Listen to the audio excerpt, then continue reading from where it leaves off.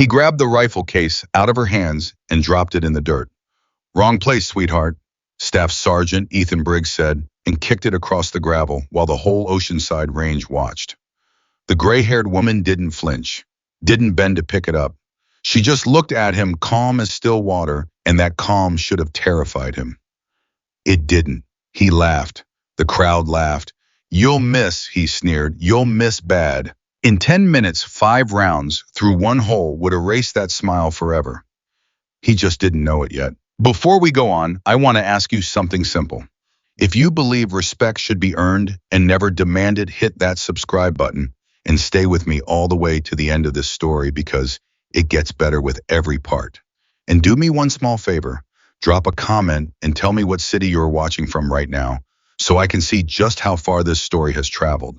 Now let's begin. The morning crowd at the civilian range outside Oceanside, California was the usual mix. Weekend shooters, fathers teaching teenagers, a handful of off-duty Marines from Camp Pendleton who liked to come out and remind everyone loudly that they were the real thing. And in the middle of all of it stood Ethan Briggs, 34 years old, a celebrated marksmanship instructor with a reputation that walked into rooms before he did. People knew his name. People wanted his attention. And Briggs had grown so used to being the best shooter in any space he occupied that he'd stopped checking whether it was still true. Nobody noticed the woman at first. That was the thing. Abigail Carter had arrived the way she did, everything now quietly without announcement, carrying a worn rifle case that had clearly seen better decades. She found a spot near the far end of the line, set the case down, and stood there for a long moment with her hands at her sides, not opening it. Just standing, just breathing. A few of the older men glanced at her and looked away. A woman in her 50s at a shooting range was not interesting to most of them. She was background. She was furniture. But she wasn't there for them. She wasn't there for anybody. She was there to face something she'd been running from for years, something that lived behind her eyes and woke her up at 3 in the morning, and she had finally decided that the only way through it was to stand on a firing line again and feel a rifle in her hands and find out whether the woman she used to be was still in there somewhere, or whether she'd left that woman buried overseas with the men who never came home. She didn't expect to be noticed. She certainly didn't expect to be mocked. Briggs had been running his mouth all morning. He'd corrected 2 strangers who hadn't asked for correction. He told a story about himself that nobody requested, and when his eyes landed on Abigail, on the faded jacket and the gray streaks in her hair, and the old case at her feet, he saw an opportunity. A man like Briggs was always looking for an audience, and a man like Briggs always needed someone smaller to stand next to. "Ma'am," he called out, and the word came wrapped in that particular tone, the one that pretends to be polite while sharpening a knife underneath. "Ma'am, you sure you're in the right place? The senior center's about 15 minutes that way." A couple of the younger Marines snorted. One of them, a kid named Reyes, who couldn't have been more than 22, covered his mouth with his fist. Abigail didn't turn around. She kept her eyes on the lane in front of her and said nothing. Silence, she had learned a long time ago, made arrogant men nervous. But it didn't make Briggs nervous. It made him bolder. "I'm just saying," he went on louder now, playing to the crowd that was beginning to gather, "this is a serious range. Folks here actually know what they're doing. You got that old thing in the case, you're going to want somebody to show you which end the bullet comes out." More laughter. Reyes lost the fight with his fist and laughed openly. And here is where Abigail Carter did the thing that would haunt Ethan Briggs for the rest of his life, though he didn't know it yet. She turned, slowly, and she looked at him. Not with anger, not with hurt. She looked at him the way a teacher looks at a student who has just gotten an answer catastrophically, embarrassingly wrong, and doesn't realize it yet. There was almost pity in it. "Thank you," she said. "I think I can manage."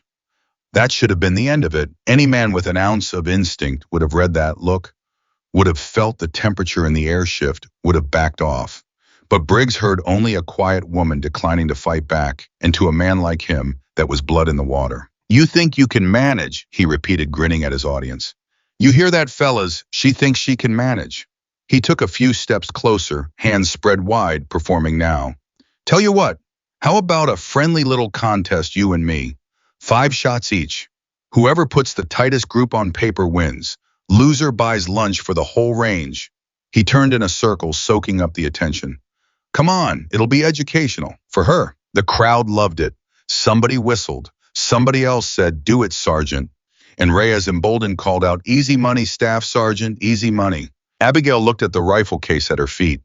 She looked at the crowd, at the fathers and the teenagers and the off-duty Marines, at the faces eager for a show, eager for a humiliation that wasn't even theirs. And something moved across her expression. For just a second, the years fell away, and an old veteran watching from a nearby bench, a man named Walt Hennessy, who'd done 2 tours in Vietnam and knew the look of a real one when he saw it, sat up a little straighter. Because Walt saw it. He saw the way her shoulders settled. He saw the stillness come over her like a coat she'd worn 1,000 times. And Walt thought to himself very quietly, "Oh, son, you have made a terrible mistake." "All right," Abigail said. The crowd cheered. Briggs clapped his hands together and rubbed them. "All right, she's got guts. I'll give her that. Let's do it.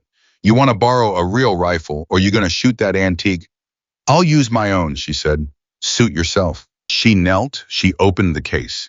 And the men standing closest, the ones who actually knew weapons, the ones whose laughter died, first leaned in to look at what was inside. It wasn't an antique. It was a precision bolt-action rifle, immaculately maintained, the kind of weapon that costs more than some cars, the kind of weapon that does not belong to a casual hobbyist. The optic alone made one of the quieter Marines, a corporal named Dawes, who'd actually seen combat, go very still. "That's Dawes started to say. "Staff Sergeant, that's a serious setup." Briggs waved him off without even looking. "Anybody can buy a fancy rifle, Dawes. Doesn't mean they can run it." He still believed it. He still believed every word. Abigail lifted the rifle out of the case the way a mother lifts a child, the way you handle something you love and fear in equal measure. Her hands didn't shake. That surprised even her. She'd been afraid they would. She'd lain awake the night before, terrified that she'd get out here, and her hands would tremble, and the whole thing would come apart in front of strangers. But the moment her palm closed around the stock, something old and certain rose up inside her and steadied everything. And she understood with a quiet ache that the woman she used to be had never left at all. She'd just been sleeping. "Ladies first," Briggs said, sweeping his arm toward the line with mock chivalry. "No," Abigail said. "Go ahead. I'd like to see how it's done." A few people laughed at that, and this time it wasn't entirely with Briggs. He noticed. His grin flickered just for an instant before he plastered it back on. "Fine by me," he said. "Watch and learn, sweetheart. Watch and learn." He stepped to the line. And to be fair to the man he could shoot, he settled in, took his time, and put 5 rounds downrange with the smooth, practiced rhythm of someone who'd done it 10,000 times. The crowd hushed for him, then erupted when the spotter called out his group. It was tight. It was genuinely good. The kind of group that earns applause anywhere in the world, and it earned applause here. The Marines whooped.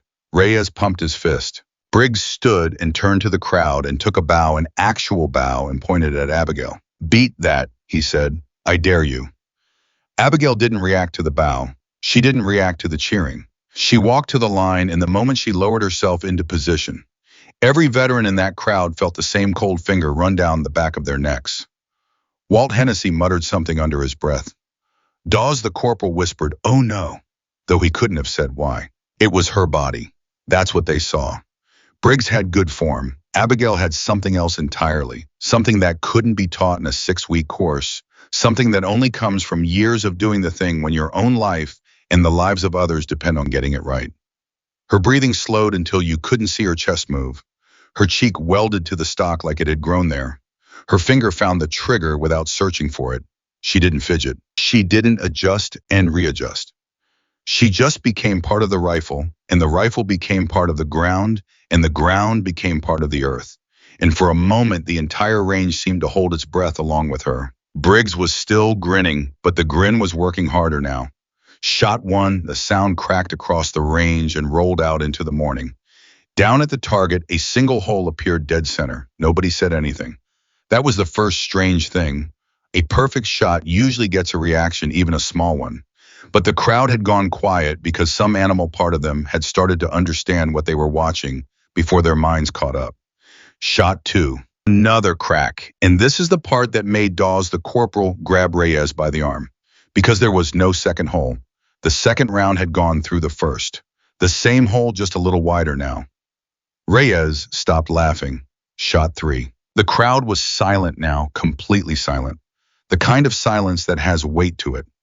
Walt Hennessy had stood up from his bench without realizing he'd done it. The teenagers had stopped fidgeting. Even the wind seemed to drop. And down at the target, that single hole grew again by the exact width of a bullet and no more. Briggs wasn't grinning anymore. His face had gone a strange shade of pale, and his eyes kept darting from Abigail to the target and back like a man checking and rechecking a math problem that kept coming out wrong. He started and stopped. His voice had lost something. That's a lucky string. Nobody answered him. Nobody even looked at him. Shot 4. Abigail's expression never changed. There was no triumph in it, no showmanship, nothing for the crowd at all. If anything, she looked sad the way a person looks when they touch an old wound and find it still tender. She wasn't performing. She wasn't even competing anymore, not really. She was somewhere else, somewhere far away, and her hands were doing what they'd been trained to do across deployments and years and losses that none of these people could imagine. The fourth round went through the same hole, and now something was happening in the crowd. People were murmuring low and urgent. The off-duty Marines had gone from laughing to whispering to one another, and the whispers had a different tone, a nervous, reverent tone. Dawes was shaking his head slowly.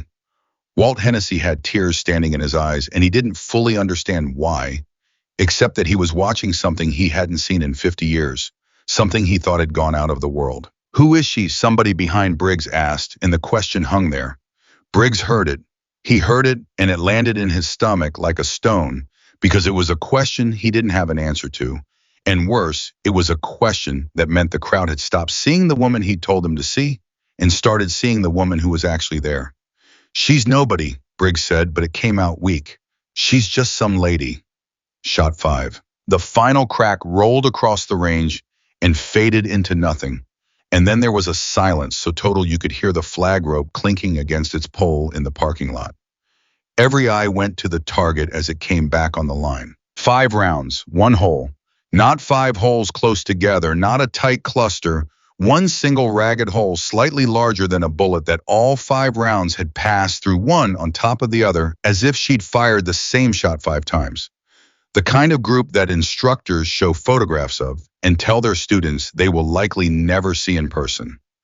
The kind of group that does not happen by luck, not once, not ever, not in 100 years of Sundays. For a long, long moment, nobody moved. And then Walt Hennessy, the old Vietnam vet, started to clap. Slow at first, one pair of weathered hands. And then Dawes joined him. And then Reyes, the kid who'd laughed loudest, was clapping too, his face flushed with something between awe and shame. And then the whole range was applauding, the fathers and the teenagers and the strangers and the Marines, all of them applauding a woman they had been told to laugh at 10 minutes before. All of them except one. Ethan Briggs stood frozen at the edge of the firing line, staring at that single hole in the paper, and for the first time in his entire career, the ground had moved under his feet. Everything he believed about himself, the whole carefully built monument to his own excellence, had just been quietly, completely dismantled by a gray-haired woman in a faded jacket who hadn't said more than a dozen words to him. He opened his mouth. Nothing came out. He closed it. Abigail rose from the line. She didn't look at the target. She didn't look at the cheering crowd. She turned and looked at Briggs, and her face held no anger, no gloating, none of the things he would have understood and could have fought against. There was only that quiet, terrible patience, and behind it something that looked almost like sorrow. "You shot well," she said to him, and she meant it. "You've got real talent. That's not the problem." Briggs swallowed. His mouth had gone dry. "Then what is—" The words came out before he could stop them, and they came out smaller than he intended, almost like a boy's. Abigail studied him for a moment. The crowd had gone quiet again, leaning in, sensing that something more important than a shooting contest was happening now. "You decided who I was before you ever saw me shoot," she said.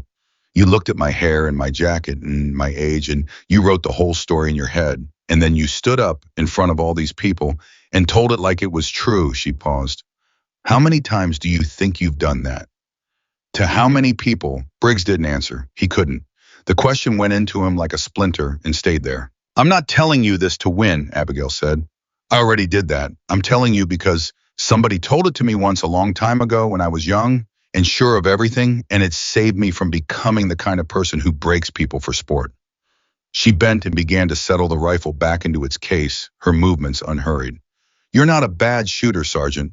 You might even be a great one someday. But being good with a rifle and being a good man are two completely different things, and right now you've only got one of them. She closed the case. The latches clicked twice loud in the silence. Reyes, the young Marine, found his voice. Ma'am, he said, his voice cracking a little. Ma'am, can I ask, who are you like, really? Abigail straightened up with the case in her hand. She looked at the kid, and for the first time that morning, something softened in her, the smallest ghost of a smile. My name's Abigail, she said. That's all you need. And she turned to leave. But she didn't leave. Not yet. Because as she took her first step toward the parking lot, a voice called out from the back of the crowd, an older voice hoarse with emotion and disbelief, and it stopped her cold. Carter. Abigail froze. Abigail Carter, the voice said again, pushing through the crowd. Now a tall, lean man in his 60s with a gray crew cut and a face she would have known anywhere, a face she hadn't seen in years and had thought she might never see again. And he stopped a few feet from her, staring like a man seeing a ghost, his eyes already wet.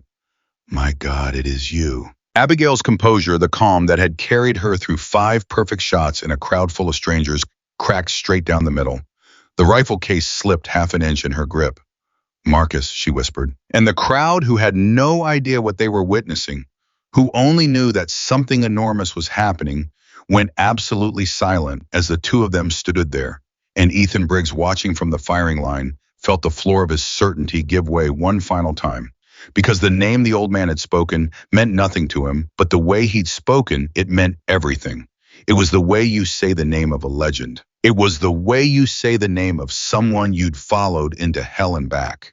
And Briggs realized with a sick and dawning horror that the woman he had mocked in front of dozens of people was not a retired hobbyist, was not some lady who'd wandered in from the senior center, was not anyone he had the first idea how to understand. She was something he had no word for, and he had called her sweetheart. Marcus Hale crossed the last few feet of gravel, like the years didn't exist, like he was 28 again, and crossing a tarmac to meet a transport plane, and he stopped just short of her and didn't know what to do with his hands. He'd dreamed about this.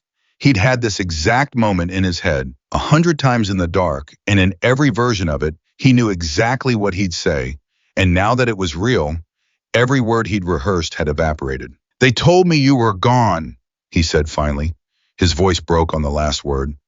Carter, they told me you went off the grid years ago and nobody could find you. I looked. You understand me? I looked for you. Abigail's jaw tightened. The case hung in her hand, forgotten. I didn't want to be found, Marcus. I know that. He laughed, wet and helpless. Believe me, I figured that part out. The crowd around them had gone dead quiet. They didn't understand what they were watching, but they understood it was real. The way you understand a thing is real when 2 grown people who buried something between them dig it up in front of you without meaning to. Reyes, the young Marine who'd laughed loudest 20 minutes ago, had drifted closer without realizing it, pulled in like everyone else. Walt Hennessy, the old Vietnam vet, lowered himself slowly back onto his bench and just watched because Walt knew. Walt had figured out who she was the second she settled behind that rifle, and now the proof was standing in front of her with tears running down his face. Ethan Briggs had not moved from the firing line. He stood there with his own rifle hanging loose in his grip and watched the reunion unfold, and a cold understanding was crawling up his spine, one vertebra at a time. He didn't know the name Carter. He didn't know who Marcus Hale was, but he knew the shape of what he was looking at. He'd been in the military long enough to know that the way a hard old man cries over a woman he hasn't seen in years is not the way you cry over a stranger. It's the way you cry over someone who carried you, someone who you'd have died for, someone who maybe already nearly died for you. Sergeant. It was Dawes, the corporal, who'd seen combat, the one who'd gone still the moment he saw her rifle. He'd come up beside Briggs quietly. Sergeant, you need to walk away from this. Right now, before it gets worse. Briggs didn't look at him. Worse how, boss? You don't know who that is, do you? It wasn't a question. Dawes said it almost gently, which was somehow worse than if he'd said it cruelly. Man, you really don't know. Should I? Dawes let out a long breath through his nose. I don't know her name either, but I know what I just watched. And I know that man over there. He nodded at Marcus. That's a SEAL chief. That's not a guy who gets misty over nothing. Nothing. Whatever you think you stepped in this morning, it's deeper than that, a lot deeper. The word SEAL landed in Briggs's chest like a fist. He'd been telling himself for the last 10 minutes that the shooting was a fluke, a freak run of luck, that a real explanation existed somewhere that would let him keep his feet under him. That hope was now dying slowly in front of him, and he hated how it felt to watch it die. Across the gravel, Marcus had gotten a hold of himself enough to ask the question that had been clawing at him. Why'd you come back out here, Carter, after all this time? Why arrange? Why today? Abigail was quiet for a moment. When she spoke, her voice was lower, meant only for him, though in the silence everyone heard it anyway. Because I haven't picked one up in 4 years, she said. Not since. And I woke up this morning and I decided I needed to know if I still could. If my hand still worked. If I was still in there. She looked down at the case. I thought I'd come out, take a few quiet shots and leave before anybody noticed me. Marcus glanced over at Briggs, and his expression shifted into something hard and protective. The face of a man who just understood that someone had hurt the person he cared most about in the world. And instead, he said slowly, somebody decided to put on a show. Marcus. No, Carter, I wanted to know who it was. His voice had dropped into a register that made the younger Marines stand up straighter on instinct. Who put their hands on your gear? Who threw it in the dirt? Because I heard about that part before I even got close.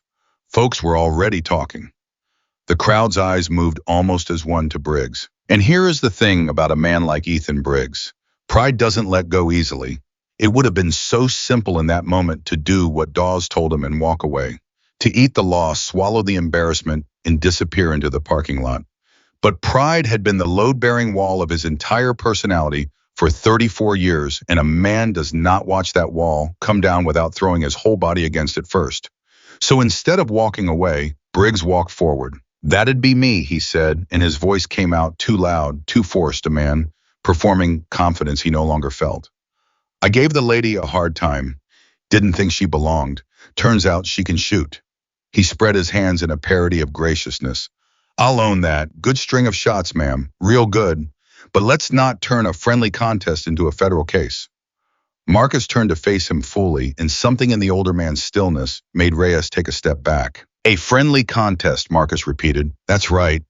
You threw her rifle in the dirt. I heard it from 3 different people walking over here. You kicked it across the gravel and you called her grandma in front of a crowd. Marcus's voice didn't rise. That was the frightening part. It got quieter. That's your idea of friendly, son. Briggs's smile flickered. It's a range. People talk trash. It's not that deep. It's not that deep. Marcus nodded slowly like he was filing the words away. Then he did something nobody expected. He laughed, not cruelly, almost in disbelief.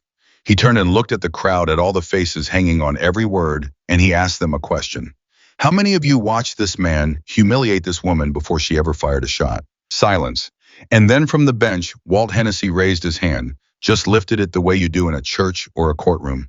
And then Dawes raised his. And then after a long beat, Reyes lifted his to his face burning, because the kid had a conscience after all, and it was eating him alive.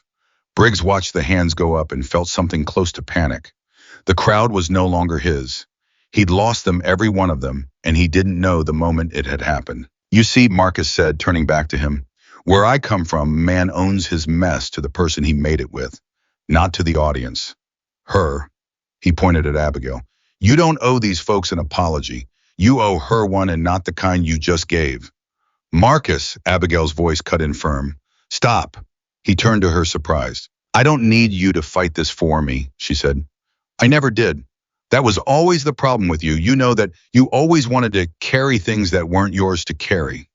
The words hit Marcus somewhere old and tender, and his face changed.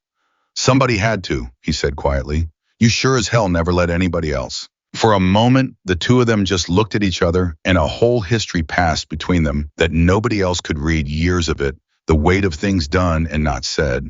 And then Abigail did the thing that would stick with every person standing there for the rest of their lives. She turned to Briggs, the man who'd thrown her rifle in the dirt, and she spoke to him with a calm that had no anger left in it at all. You want to know who I am, she said. I can see it eating at you. It's been eating at you since the 3rd shot. Briggs said nothing. His throat had closed up.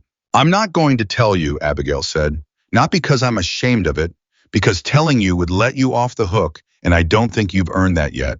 If I tell you I'm somebody important, then you get to say, oh, well, of course she shot like that. She's somebody important. And you walk away having learned nothing.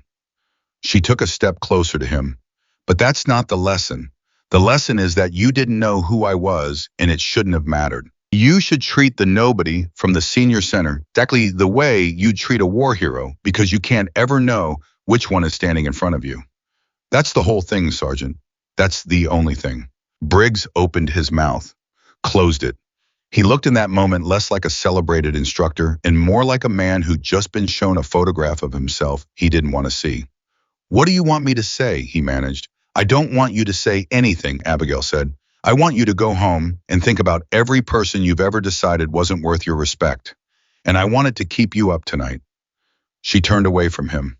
That's all I want. And she might have left it there. She might have picked up her case and walked to the parking lot and disappeared back into the anonymous life she'd built. And the story would have ended as a strange and humbling morning that a few dozen people would tell their families about over dinner. But that's not what happened, because at that exact moment, a phone came out. It was one of the off-duty Marines, a heavy-set kid named Pruitt, who'd been filming since the second shot, who'd had the presence of mind that the others lacked to capture the whole impossible thing on video. And now he was standing at the edge of the crowd holding his phone up and saying to no one in particular, guys, this already has 4,000 views. The words rippled through the crowd. What? Reyes turned. You posted it. I posted the 5 shots like 20 minutes ago. Just the group. I tagged the range. Pruitt's eyes were wide. It's climbing. Fast. People are asking who she is in the comments. There's like 600 comments already. Abigail had gone very still. Marcus saw it instantly. He knew that stillness, knew it the way you know a storm front coming in, and he stepped toward Pruitt with his hand out. Son, you need to take that down. What? Why, take it down now, please. But it was too late, and everyone could feel that it was too late, because a thing like that doesn't go back in the bottle once it's out. And the look on Abigail's face had shifted from calm to something raw and exposed a woman who had spent 4 years building a wall of anonymity around herself, watching that wall get torn down by a stranger's phone in the span of a single morning. Why does it matter who she is? Briggs heard himself ask. The question came out before he'd decided to ask it, and it came out genuine, the arrogance stripped clean off it. Something in the way she'd reacted had cut through his pride and reached the part of him that was still capable of paying attention. What's so bad about people knowing your name? Abigail turned and looked at him, and for the first time all morning, he saw something other than calm in her face. He saw fear. Not the small kind, the deep kind, the kind that lives under everything else. Because the last time my name was attached to what I do, she said quietly, 3 men died trying to live up to it. The silence that followed was the kind that has no bottom to it. Marcus closed his eyes. Walt Hennessy on his bench lowered his head. And Briggs, who had spent the entire morning trying to make this woman small, felt himself shrink instead. Felt the full and terrible weight of how little he'd understood about what he was standing in front of. Carter, Marcus said gently, that wasn't your fault. You know it wasn't. We've been over it 1,000. Don't! Her voice was sharp. Don't do that here. She got control of herself, pulled the calm back over the fear like a blanket, but everyone had seen underneath it now, and there was no unseeing it. She bent and picked up her case. I have to go. Wait. It was Reyes, the young one, the one who'd laughed. He stepped forward, and his voice was shaking, but he said it anyway. Ma'am, I laughed at you when he threw your stuff. I laughed. And I've been standing here feeling sick about it for 20 minutes, and I needed to say it. I'm sorry. I'm really sorry. Abigail stopped. She looked at the kid, really looked at him, and something in her face softened by a degree. How old are you, son? 22, ma'am. You said sorry to my face without me asking in front of all these people, knowing it'd make you look bad. She nodded slowly. You know how many men twice your age can't do that. You're going to be all right. She glanced just for a fraction of a second at Briggs when she said it, and the comparison landed exactly where she'd aimed it. You're going to be just fine. Reyes's eyes were wet now, too. He nodded and stepped back. And Briggs stood there, having watched a 22-year-old do the one thing he'd been too proud to do. And the splinter that had gone into him at the firing line drove deeper, because he understood now with perfect and humiliating clarity that the kid had passed a test that Briggs himself was failing in real time in front of everyone, and the longer he stood there saying nothing, the worse it got. Ma'am, he started, but she was already walking. No, he said, louder, and moved after her. No, wait, please. She stopped, but she didn't turn around. I don't even know how to say this, Briggs said, and his voice had lost every ounce of the swagger it had carried all morning. I've been standing here trying to figure out how to keep my dignity, and I just realized I don't have any to keep. I threw your rifle in the dirt. I called you grandma. I built my whole reputation on being the best in the room, and you walked in here and you showed me in 5 shots that I don't even know what good is. He swallowed hard. And the worst part isn't that you beat me. The worst part is what you said, that I decided who you were before I saw you. Because you're right, and I do it all the time. I do it to everybody.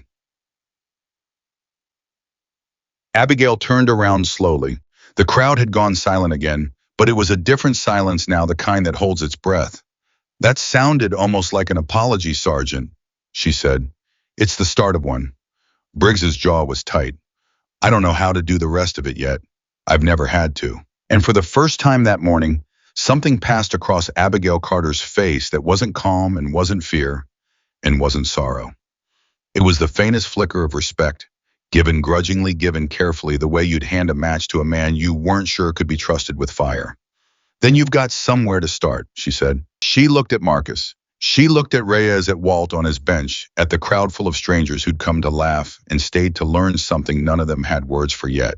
And then she looked down at the phone still in Pruitt's hand, the phone with the video that was climbing by the minute, the video that was about to take the careful, quiet, anonymous life she'd spent 4 years building and burn it to the ground, whether she wanted it to or not. It's already gone, hasn't it? She said. It wasn't a question. Pruitt looked at his screen. His face had gone pale. Ma'am, he said in a small voice, it's at 19,000, and there's a guy in the comments. He says he served with somebody named Carter. He's saying he knows exactly who you are. Abigail Carter closed her eyes, and Marcus Hale stepped close to her, put a hand on her shoulder, and said the words that hung over everything that was about to come. Carter, he said quietly, they're going to find out, all of it. The anonymity is over. He squeezed her shoulder. The only question now is whether you tell the story or whether you let them tell it for you. Let them tell it for me, Abigail said. They always do anyway. She opened her eyes, and there was something settled in them now. Something that had decided. Marcus knew that look too. It was the look she'd worn before every hard thing they had ever done together. The look of a woman who'd stopped hoping the storm would pass and started walking into it. Carter. No, listen to me, Marcus. She pulled the case up against her chest like a shield. 4 years I've kept my head down. 4 years of paying cash, of moving when somebody recognized me, of not answering my phone when I didn't know the number. And it took one arrogant kid with a phone about 120 seconds to undo all of it. She let out a short, exhausted laugh. So no, I'm not going to spend the next year running from a video. I'm too old to run anymore. That was the moment Briggs would later mark as the one that changed him. Not the 5 shots, not the apology he'd stumbled through. It was watching her decide to stand still while everything came for her and realizing he'd never once in his life had to do anything that brave. He'd built a whole career out of standing on top of people who couldn't fight back. She was about to stand in front of a thing she couldn't fight at all. Pruitt was still staring at his phone, and his face had gone from pale to gray. Ma'am, he said, that guy in the comments, he just posted again. He swallowed. He named your unit. The words went through the crowd like a current. Marcus moved fast for a man his age. He crossed to Pruitt in 3 strides and looked over his shoulder at the screen, and whatever he read there drained the color out of his own face. Take it down, he said, and there was no gentleness in it, now only command. Son, I am telling you, delete the video, delete the whole account if you have to. I can't, it's got like 40,000. I don't care if it's got 40 million. Delete it. But Abigail put a hand on Marcus's arm. Stop. It won't matter. People have already saved it. You know that. She looked at Pruitt, and her voice was tired but not unkind. Leave it up, son. Deleting it now just makes it look like there's a secret. And there isn't a secret. There's just a life I didn't want to talk about. Briggs found his voice. What unit? He asked.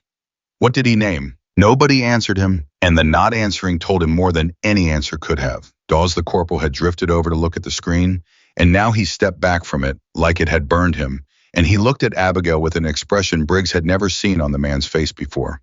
It was the look you give something you've only ever heard about. The look you give a story you assumed was exaggerated and just found out wasn't. "You're her," Dawes said. "You're the one they talk about. The school of fish-op. That was you." Abigail's face didn't move, which was its own kind of answer. "What's the school of fish-op?" Reyes asked, looking between them. "It's a story," Dawes said slowly, not taking his eyes off her. "It's a story instructors tell when they want to scare the cockiness out of new shooters. About a sniper team that held a position for I don't even know how long, way past what any human being should have been able to do, and pulled out an entire pinned-down element that everybody had already written off as dead. The brass wanted to put the shooter up for the highest honors they had, and the shooter said no. Said take the medal and give it to the families instead. And then the shooter just vanished." He shook his head. "We always thought it was made up. A campfire story. Nobody real turns down." "It's not made up," Marcus said quietly. "And it wasn't a school of fish. That part got garbled in the telling." He looked at Abigail, asking permission with his eyes. She gave the smallest nod. It was a call sign, hers, Minnow, because when she first showed up, 18 years old, 110 pounds soaking wet, the instructors took one look at her and figured she'd wash out in a week. His voice thickened. She was the best shooter any of them had ever seen. They called her Minnow as a joke, and then they spent the next 12 years eating those words one at a time. The crowd had gone utterly silent. Even Pruitt had lowered his phone. And here is the strange thing that happened in Ethan Briggs in that moment. He'd spent the morning desperate to know who she was, certain that knowing would give him back some footing, some way to make sense of being beaten. And now he knew. Now he had the answer he'd been clawing for. And it didn't give him footing at all. It took away the last of it. Because the woman he'd thrown a rifle at and called Grandma was a name they used to frighten arrogant young men into humility, and he was the most arrogant young man he'd ever met. 18, he said. The number was all he could get out. 18, Marcus confirmed. Youngest they'd ever brought in, and the best they ever had, by a margin that wasn't close. Abigail spoke up then, and her voice cut through the reverence in a way that surprised everyone. "Stop it, both of you. Stop telling it like it's a legend." Her jaw was tight. "It wasn't a legend, it was a job. A terrible job that I was good at, and being good at it costs more than any of you will ever understand. And I am standing here, listening to you turn it into a campfire story, and I want you to stop." The silence after that was different, chastened. "You said 3 men died," Briggs said. He didn't know where the courage to ask came from. "Earlier, you said the last time your name was attached to what you do, 3 men died trying to live up to it. What did you mean?" Marcus turned on him. "You don't get to ask her that." "No," Abigail said. "Let him." She set the case down on the gravel slowly, and when she straightened up, she looked older than she had all morning, and also somehow more honest. "After I left the teams, the story got around. The way it just got around here in about 90 seconds. And there were 3 young men, 3 good young men, who'd heard the Minnow story and decided that's what they wanted to be. The best in the room, the legend. The one nobody believed in, who turned out to be untouchable." She paused, and her voice went somewhere very far away. "And they pushed. They volunteered for things they shouldn't have. They took shots they shouldn't have taken, because in their heads, they were chasing a story about a 110-pound girl who did the impossible, and they thought wanting it bad enough was the same as being ready for it." "Carter," Marcus's voice was a warning and a plea at once. They were 19, 20, 21. Her hands had begun to shake just slightly, the same hands that hadn't trembled through 5 impossible shots. "And the story, I never asked for the story. I turned down a medal to avoid that story, got 3 of them killed. Not me. The story. The idea that the loudest thing you can be is the best." She looked directly at Briggs now. "That's why I don't want my name on that video, not because I'm modest. Because I have watched what my name does to young men who think being a legend is a goal instead of a burden. The weight of it settled over the entire range. Reyes had tears running freely down his face and wasn't bothering to wipe them. Walt Hennessy on his bench had his hand over his mouth, and Briggs stood there absorbing the full and devastating shape of what he'd done, because he understood now that he was exactly the kind of young man she was talking about. That the swagger and the showmanship and the need to be the best in every room was the same disease that had killed 3 boys chasing a ghost, and that she had seen all of it in him the moment she turned around at the firing line. "That's what you saw in me," he said. His voice was barely above a whisper. "When you looked at me, that's what you were trying to warn me about." "That's what I was trying to warn you about," Abigail said. "And I'd given up on you actually hearing it. People like you usually don't until something breaks." She bent and picked up the case again. Maybe today was the something. It should have ended there. It almost did. But that's when the second phone rang, and it changed everything. It was Marcus's phone, and he pulled it out to silence it, and then he saw the name on the screen and went completely still. Abigail saw his face and felt her stomach drop because she'd seen Marcus Hale frightened exactly twice in 18 years, and this was the third. "Who is it?" she said. "It's command." He said it like the word weighed 40 pounds. "It's the actual command line, Carter. Not a buddy, not a rumor, the official line." He looked up at her. "The video's been up for 40 minutes, and somebody at a level that has my number is already calling me about it." "Don't answer it." "I have to answer it." He answered it. He turned away from the crowd and walked a few paces and said his name, and then he listened, and the longer he listened, the straighter his spine got, the more his face hardened into something the younger Marines recognized as a man receiving orders he didn't like. The whole range watched his back. Nobody breathed. When he finally turned around, his expression told them it was bad before he said a single word. "They want to honor her," Marcus said. "Officially, publicly. There's a 4-star who saw the video who apparently knew her work back in the day, and he is, his words, not going to let this woman get mocked at a public range one more day in her life without the country knowing what she gave it." Marcus's jaw worked. "They want to do a full ceremony, Camp Pendleton. They want to put the record straight and all of it, the deployments, the citations, the op she turned the medal down for. They want to do it in 2 weeks." The crowd erupted a wave of murmurs and disbelief, and Briggs felt his heart lift for half a second, thinking, good, she deserves that, until he saw Abigail's face and understood that he'd gotten it wrong again. That this wasn't a gift, that this was the exact nightmare she'd spent 4 years running from being handed to her with a bow on it by people who thought they were doing her a kindness. "No," Abigail said. "Carter, no, absolutely not. Did you hear what I just told you? Did you hear one word of it? You put my name and my record up in front of a crowd at Camp Pendleton, in front of every 20-year-old in that place who wants to be the best in the room, and you are loading the same gun that killed those 3 boys. Her voice cracked. "I will not be a recruiting poster for the thing that gets kids killed. I won't do it." Marcus crossed back to her. "Then come and tell them that. Come and tell them why. You think those kids need a poster? Fine. Give them the real story instead, the whole thing. The cost of it, the part where you turned down the medal, the part where the legend got 3 men killed. You're the only person alive who can stand up in front of those kids and tell them the truth about what they're chasing." He took her by both shoulders. "You've been hiding for 4 years because you were afraid your story would hurt people. What if the story's only dangerous when you let other people tell it?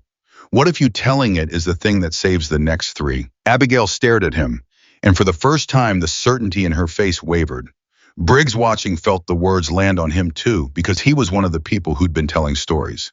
He had no business casting himself as the hero of every range he walked onto, and he'd never once considered the cost of it to anyone but himself. "And there's one more thing," Marcus said, and his voice dropped. He glanced at Briggs and then back at Abigail, and something in his expression made her tense. The 4-star. He didn't just see the video. He saw the comments. He saw who you were shooting against. He saw a celebrated Marine instructor throw a veteran's rifle in the dirt and call her grandma in front of a crowd. And that part, Carter, that part has its own momentum now. Marcus's eyes were grim. "They're not just talking about honoring you. They're talking about an investigation into him." Every head turned to Briggs. The blood drained out of the staff sergeant's face. "And an investigation," he said. "Conduct unbecoming, disrespect toward a decorated veteran, in uniform adjacent context in public on video." Marcus said it flatly, not cruelly, just laying out the facts. "Son, that video's at 60,000 views and climbing, and your face is in every frame of it.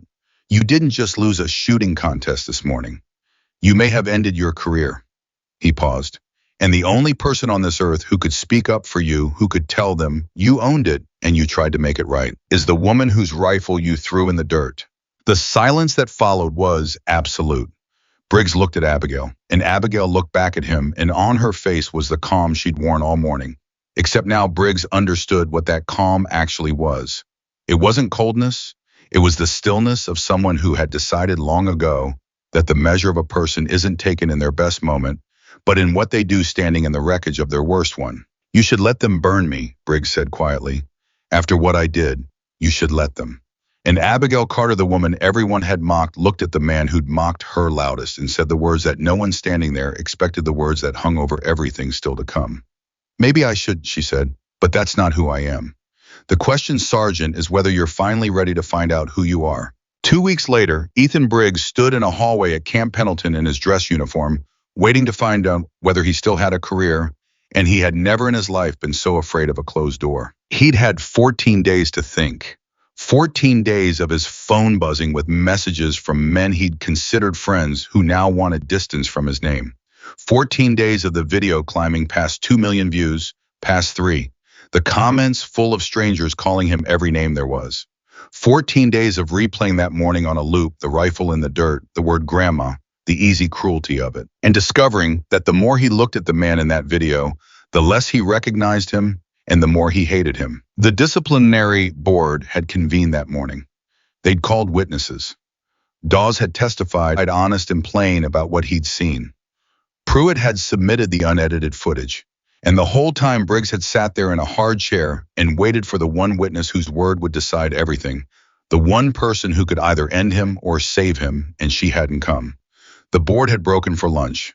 And Briggs had stood up in that hallway, certain that Abigail Carter had made her choice, that she'd decided to let them burn him after all, and that he probably deserved it. Then the door at the end of the hall opened and she walked in. She wasn't in a faded jacket anymore. She was in a dark suit, simple, sharp, and beside her walked Marcus Hale in a blazer with rows of ribbons that made the young Marines in the hall snap involuntarily upright. But it was the third figure that stopped Briggs's heart, because walking a half step behind them was a man with stars on his shoulders. The 4-star general himself, a man whose name Briggs had heard spoken with reverence his entire career. And the general was walking behind Abigail Carter the way a man walks behind someone he respects more than himself. Abigail saw Briggs standing against the wall. She stopped. "Staff Sergeant," she said. "Ma'am." His voice came out rough.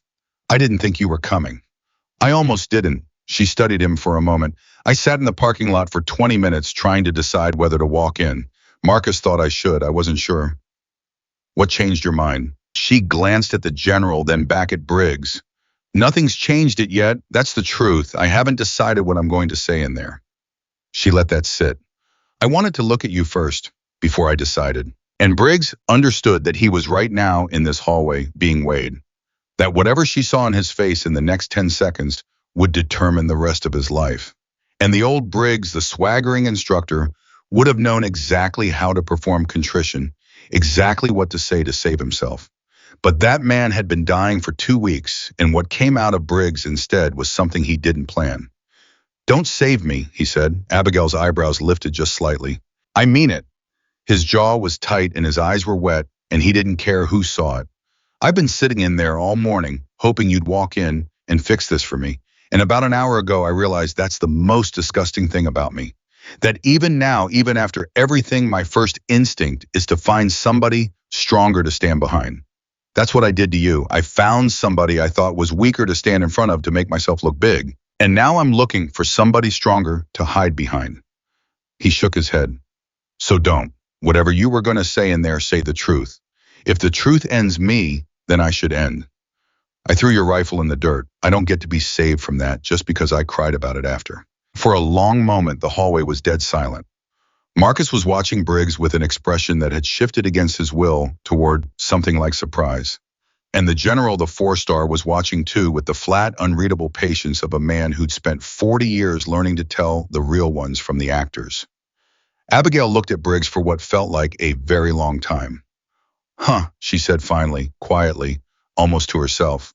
"Well, I'll be damned." She turned and walked into the boardroom, and the door closed behind her, and Briggs was left standing in the hallway with his heart slamming against his ribs, having no idea whether he'd just saved himself or finished himself, only that for the first time in his adult life, He told the unvarnished truth at the exact moment a lie would have served him better.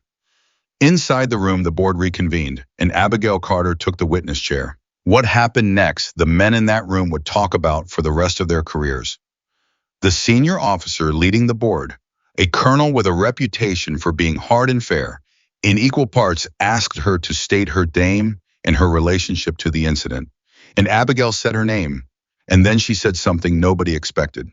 Before I answer your questions about Staff Sergeant Briggs, she said, I need to ask you to stop the ceremony. The colonel blinked. Ma'am, the ceremony you have planned for me this afternoon. The medals, the speeches, the record being read into the public account. I need you to cancel it. She folded her hands. And I need to explain why, because the explanation is the only testimony I have that matters. And it's about him, and it's about me, and it's about every young person wearing this uniform all at once. The general shifted in his seat at the back of the room but said nothing. 18 years ago, Abigail began. You people gave me a call sign as a joke because you didn't think a girl my size would last a week. 12 years after that, you wanted to give me your highest honor, and I said no, and I disappeared, and for 4 years I have let you all believe I did it out of modesty or trauma or some private grief, and that's not the whole truth. She took a breath. I did it because I learned what a legend costs. I watched 3 young men die chasing the story of me. Not chasing the enemy, chasing me. Chasing the idea that the smallest, least likely person in the room can be untouchable if they just want it badly enough. And that idea is a lie, and it is a lie that kills people, and I will not stand on a stage this afternoon and let you carve that lie into stone with my name on it. The room was silent. 2 weeks ago, she continued, a man threw my rifle in the dirt and called me grandma in front of a crowd. And you all watched the video, and you decided he was a villain, and I understand why. I was angry too, but I have had 2 weeks to think about it, and I want to tell you what I actually saw that morning. She turned slightly as if she could see through the wall to the man waiting in the hallway. I saw the disease, the exact disease that killed those 3 boys. The need to be the biggest thing in the room. The certainty that being the best with a weapon is the same as being a man worth respecting. Staff Sergeant Briggs didn't invent that disease. You did. We did. Every instructor who ever told the minnow story to scare a kid straight planted that seed, and then we acted shocked when it grew into something cruel. The colonel's jaw had tightened. Ma'am, are you defending his conduct? No, his conduct was indefensible, and he knows it. He told me so in the hallway 5 minutes ago. He told me not to save him. A faint, complicated something crossed her face, which is ironically the first genuinely brave thing I've seen him do. She leaned forward. Here's what I'm asking. You want to investigate him, fine. You want to take him off instructional duty. I'd agree with you. A man who humiliates people for sport has no business shaping young Marines, not as he is now. But if you end his career and write him off as a villain, you will have learned exactly nothing, and so will every Marine watching. You'll have told them the lesson is don't get caught on video. That's not the lesson. Then what is the lesson in your view? Abigail was quiet for a moment. Give him to me, she said. The room stirred. You want to honor me, here's how you do it. Not with a medal, not with a ceremony that turns me into the poster I'm afraid of becoming. Stand up a program. Leadership humility, the cost of arrogance, the real story of what it means to carry skill without ego. And let me teach it, and make Staff Sergeant Briggs the first man I fix. She looked around the room. Because I can stand on a stage and tell 2,000 Marines that arrogance kills, and they'll clap, and they'll forget it by dinner. Or I can take the single most arrogant man on this base and rebuild him in front of all of them and let them watch it happen slow and hard and real. One of those things is a speech. The other one is proof. The general stood up. Every person in the room came to their feet on instinct, but he waved them down and he walked slowly to the front. And he looked at Abigail Carter for a long moment, and when he spoke, his voice was rough. You turned down the medal, he said. Back then, I was a 1-star. I signed the paperwork. I never understood why, and it ate at me for years. I thought you were ashamed of something. I thought we'd failed you somehow. He shook his head slowly. I understand now. You weren't ashamed. You were trying to protect us from ourselves, and we were too proud to see it. His jaw worked. You're a better officer than I ever was, Carter, and you got out before I ever made general. That's going to sit with me a long time. Abigail held his gaze. Then let me do it right this time. No ceremony. The program. The general turned to the colonel. Make it happen. All of it. The program is hers, whatever resources she needs. And Briggs, sir. The general looked toward the door, toward the man waiting in the hallway. She wants him. She gets him. He's relieved of instructional duty, effective immediately, and he's reassigned as the first student in Master Chief Carter's program. A grim, almost smile. If she can fix him, that's worth more than any board ruling I could hand down.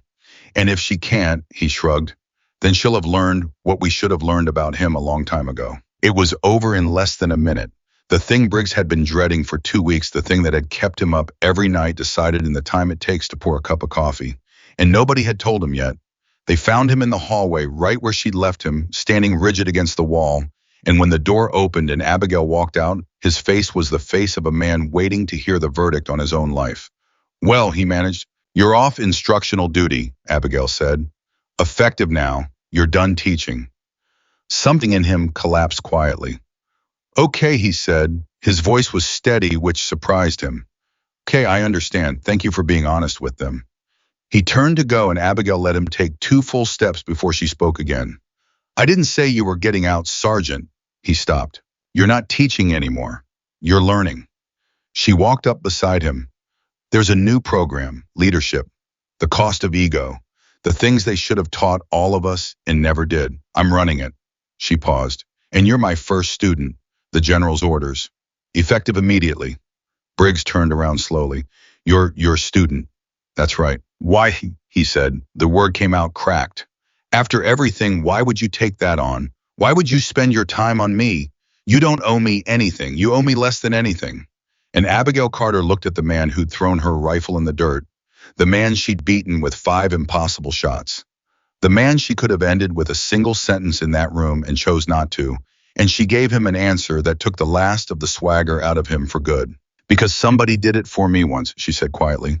When I was 18 and the most arrogant little thing you ever saw, certain, I was the best in every room and cruel about it, the way only a scared kid can be cruel. There was an old instructor, meanest man I ever met, and he could have washed me out and nobody would have blamed him. Instead, he spent 2 years grinding the arrogance out of me one day at a time. I hated him for it, and he's the only reason I lived long enough to retire, and the only reason I had the sense to turn down that medal, and the only reason I'm standing here. Her voice thickened just slightly. He died 8 years ago. I never thanked him. I never told him what he did for me. She looked Briggs dead in the eye. So I'm not doing this for you, Sergeant. I'm doing it for him. You're how I pay back a debt I can never pay to a man who's already gone. Don't waste it. Briggs's composure broke completely. He stood in that hallway in his dress uniform with tears running down his face and didn't try to hide a single one of them. I won't, he said. I swear to God, ma'am, I won't waste it. We'll see. She turned to go, then stopped one more time. And Sergeant, the first thing you're going to learn, the very first lesson. She looked back at him. It's the one you already started learning in that hallway when you told me not to save you. The strongest thing a person can do isn't winning. It's standing still in the wreckage of your worst mistake and refusing to hide from it. A pause. You did that today. It's the only reason you're still here. Remember how it felt. Because that feeling, that's where the rebuild starts. And she walked out, Marcus falling into step beside her.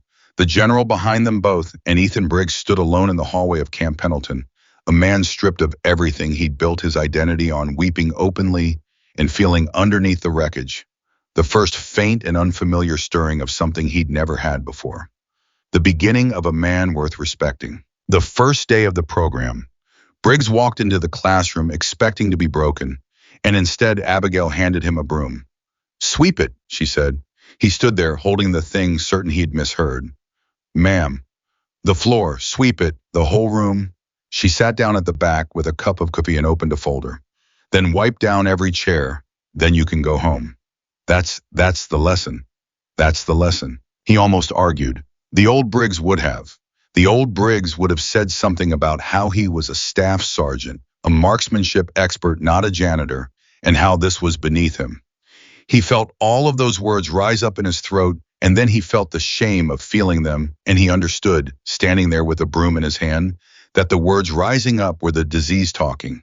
So he swallowed them, and he swept the floor. It took him 40 minutes. When he finished, Abigail looked up from her folder. How'd that feel? Honestly, he set the broom against the wall. Most of the time I was sweeping, I was thinking about how I shouldn't have to. There it is. She closed the folder. That voice, the one that says this is beneath you. That voice is the whole thing, Sergeant. That's the voice that threw my rifle in the dirt. It told you I was beneath your respect the same way it told you this floor was beneath your effort. Same voice, different day. She stood. Your job for the next 6 months isn't to learn how to shoot better. You're already a good shot. Your job is to learn how to hear that voice and not obey it. That's it. That's the entire curriculum. And so it went. The men on the base talked about it constantly in those first weeks. The legend and her arrogant student. They watched Briggs sweep floors and carry equipment and sit in the back of other instructors' classes, taking notes like a boot. They watched him say good morning to the cooks in the maintenance crews and the 18-year-olds nobody else bothered to learn the names of. Some of them figured it was an act of man performing humility to save his career. But the ones who watched closely, the ones like Dawes who'd been there that morning at Oceanside, saw something else. They saw a man actually changing slow and unglamorous and real, and it unsettled them because change like that forced everyone watching to ask whether they had the same voice in their own heads. About a month and Briggs broke. It happened in the classroom late after the others had gone. He'd been holding it together for weeks, doing everything she asked, swallowing every flare of the old pride, and one night Abigail asked him a simple question, why he thought he'd built his whole life around being the best, and the dam came apart. The story came out of him in pieces. A father who'd never once said he was proud. A childhood spent certain that if he could just be the best at something, the very best, then maybe it would be enough. Maybe someone would finally look at him the way he needed to be looked at. And how the rifle had become that thing, the one arena where he was undeniable, and how every person he'd ever humiliated had just been him, trying to prove one more time that he was worth something. I threw your rifle in the dirt, he said, his voice shaking, because for 1 second looking at you, some part of me was scared you might be better than me. And if you were better than me, then I was nothing. So I had to make you small before you could make me small. He put his face in his hands. That's the truth? That's the whole ugly truth of it. I've never said it out loud. Abigail let him sit with it. She didn't rush to comfort him. And then she said something he'd carry the rest of his life. The voice that's cruel to other people, she said quietly, is almost always the same voice that's cruel to you first. You didn't learn to look down on people. You learned to look down on yourself, and looking down on others was just the overflow. She leaned forward. We're not going to fix the cruelty by managing your behavior, Sergeant. We're going to fix it by going after the lie at the bottom of it. The lie that says you're only worth something if you're the best. You are not the best. You're going to meet people better than you every day for the rest of your life, and you're still going to be worth something. That's the lesson. That's the only one that matters. Briggs wept that night the way men weep when something old and infected finally drains. And when he was done, he felt lighter than he had in 34 years. The months passed. Marcus stayed in Oceanside, took a small place near the water, and started coming around the base to help Abigail with the program, and the two of them fell back into the easy rhythm of people who'd survived something together. One evening, sitting on her porch, Marcus finally said the thing he'd been carrying since that morning at the range. You know it wasn't your fault, right? He said. Those 3 boys. You've spent 4 years carrying it like you pulled the triggers yourself, and you didn't, Carter. They made their own choices. Grown men make their own choices. Abigail was quiet for a while. I know that here, she said, touching her head. Getting it down to here, she touched her chest. That's the long road. You're on it, though. You weren't 4 years ago. You were just hiding. He looked at her. This program, Briggs, the kids you're teaching, that's not hiding. That's the first thing I've seen you do since you got out. That looks like living. She didn't answer, but she didn't argue either. And Marcus took that as a victory because with Abigail Carter, the absence of an argument was as close to agreement as you were likely to get. Then came the day that tested everything. A new class had rotated in, and among them was a kid named Tyler Vance, 19 years old, the best natural shooter the instructors had seen in years, and arrogant about it in a way that made the hair stand up on the back of Abigail's neck the moment she met him. He had the disease. She knew it the way you know weather. He shot better than men twice his age, and he made sure everyone knew it, and he'd already gotten two younger Marines to back down from him through pure intimidation. He reminded everyone uncomfortably of someone. He reminded everyone of Briggs. And one afternoon, Tyler Vance did the unthinkable. He found out who Abigail was, the whole story, the minnow legend, and instead of being humbled by it, he got hungry.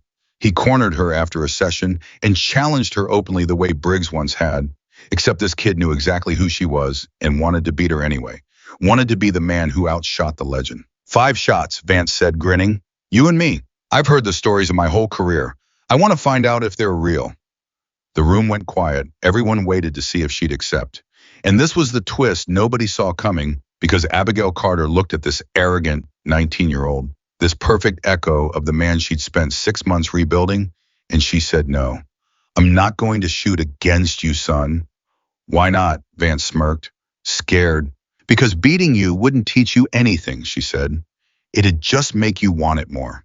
That's the trap. I beat a man here 6 months ago, and you know what it did? It almost destroyed him. The shooting wasn't the lesson. The shooting was just the start of the real lesson, and the real lesson took half a year and a lot of tears. She held his gaze. You don't want to learn anything. You want a trophy, and I'm not anybody's trophy, and I'm done being anybody's legend. Find another mountain to climb, Marine. She turned to walk away, and Vance, humiliated in front of his peers, said the thing that he would regret for a very long time. He said it loud and he said it ugly. That's what I figured, he sneered. All the stories, and you're just an old woman who's scared to lose. The legend's a coward. The room froze, and that's when Ethan Briggs stepped forward. 6 months earlier, Briggs would have laughed at that line. 6 months earlier, Briggs was that line. But the man who crossed the room now was someone else entirely, and when he stepped between Vance and Abigail, his voice was calm in a way that made the younger Marine go still. Sit down, Vance. This isn't your... I said sit down. Briggs didn't raise his voice. He didn't have to. You want to know what that woman is? She's the only reason I'm still wearing this uniform. 6 months ago, I did exactly what you just did. I called her something ugly because I was scared she was better than me. And she had every right to bury me for it, and instead she spent half a year fixing me on her own time, asking nothing back. He stepped closer. And here's the part you're too young and too dumb to understand yet. She just did it again. To you. Just now. She just refused to give you the one thing that would have fed your sickness, and you're too sick to see it was a mercy. Vance's face had gone red and uncertain. You called her a coward, Briggs said quietly. Son, that woman held a position for 2 days past what any human being should survive and pulled out men everybody else had already buried in their heads. She turned down the highest honor this country gives because she was trying to protect kids like you from becoming exactly what you are right now. The only coward in this room is the one who needs to beat an old woman to feel like a man. He paused. I know, because I used to be him. The room was utterly silent. And Tyler Vance, 19 years old and stripped bare in front of everyone, looked at Briggs and then at Abigail. And something in his face cracked just slightly, the first hairline fracture in the armor. He didn't apologize. Not that day. He wasn't ready. But he sat down, and that was the start of it. Abigail watched the whole thing without saying a word. And when it was over, when Vance had gone and the room had emptied, she walked up to Briggs, and for a long moment she just looked at him. You just rebuilt somebody, she said. You just did to him what I did to you, without me asking, without anybody watching to grade you on it. Her voice was rough. That's it, Sergeant. That's the whole thing. That's graduation. Briggs shook his head slowly. I'm not done. I've got a long way to go. That, she said with the ghost of a smile, is exactly how I know you've graduated. The man who walked into this classroom 6 months ago thought he was already finished becoming who he'd be. The man standing in front of me knows he's never finished. She put out her hand. Welcome to the rest of your life. He shook it.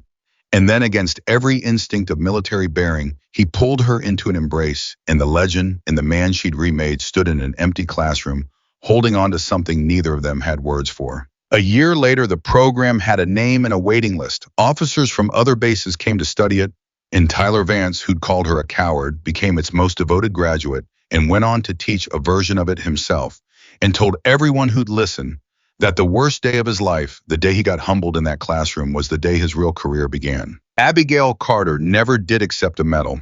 She turned down the ceremony every time it was offered, and eventually they stopped offering. But on the wall of the classroom, where every Marine who came through could see it, someone hung a single framed target, 5 rounds, 1 ragged hole, no name on it, no explanation. Just the proof hanging there that the most dangerous person in any room is rarely the loudest, and that the strongest among us are almost always the ones who no longer need anyone to know how strong they are. And on the morning she finally retired from the program, for good years later, Ethan Briggs stood up in front of 200 Marines to introduce her, and he didn't tell the minnow story. He told a different one. He told them about a man who threw a rifle in the dirt and called a war hero grandma, and about the woman who could have ended him with a sentence and chose instead to spend 6 months teaching him how to be human. He told them that he was that man, and he told them that everything he'd become, every Marine he'd ever helped, every kid he'd ever pulled back from the edge of his own arrogance, all of it traced back to the worst thing he ever did and the grace he didn't deserve and got anyway. She taught me the only lesson that ever mattered, Briggs said, his voice steady and clear across that silent room. Respect isn't something you demand by being the loudest or the best or the most feared. It's something you earn quietly by how you treat the people you think can't do anything for you. I judged a stranger by her age and her jacket, and that stranger turned out to be the finest human being I have ever known. So before you ever decide someone is beneath you, remember that you cannot possibly know who is standing in front of you. He looked at her sitting in the front row, gray-haired and calm, the woman everyone had once mocked. And remember, he finished, that the quietest person in the room is the one you should respect the most, because she has nothing left to prove, and that is the most powerful thing a human being can ever become. The room rose to its feet, and Abigail Carter, who had spent her life letting her actions speak and her name stay silent, finally let herself accept the one honor she'd never been able to refuse. Not a medal, not a ceremony, the sight of a man she'd remade with her own hands, standing tall and humble and whole, passing on everything she'd given him to the next generation, and the one after that, for as long as there were people willing to learn that true strength never needs to announce itself. She had not just won a shooting contest that morning in Oceanside. She had won back her life and saved his and changed the meaning of strength for everyone her story would ever reach. And that is a legacy no medal could ever hold.